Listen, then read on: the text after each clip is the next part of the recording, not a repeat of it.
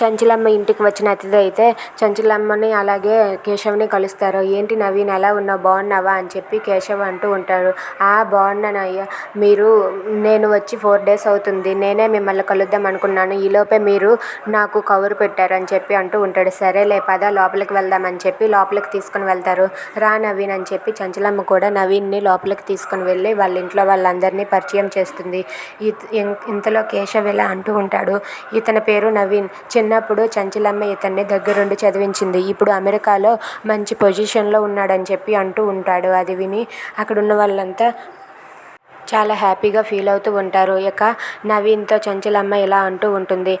వాళ్ళ ఇంట్లో వాళ్ళందరినీ పరిచయం చేశాక చంచలమ్మ అయితే తన మేనకోడల్ని చూపించి నవీన్ని మనం ఈ ఇంటి అల్లుడిని చేయాలనుకుంటున్నాను, మీరేమంటారు అని చెప్పి చాముండి వాళ్ళ అమ్మ నాన్నల్ని అడుగుతూ ఉంటుంది. అది విని చాముండి వాళ్ళ అమ్మ నాన్న అలాగే వాళ్ళ అత్తయ్య వాళ్ళు ఒక్కసారిగా షాక్ అవుతారు. ఏంటి, ఇతనిని చాముండికి ఇచ్చి పెళ్లి చేయాలని మా అత్తమ్మ చూస్తుంది అని చెప్పి సింధూర కూడా అనుకుంటూ ఉంటుంది. ఇక ఆ పెళ్లికి నవీన్ ఒప్పుకుంటాడా? Thanks for watching friends. Please subscribe our channel.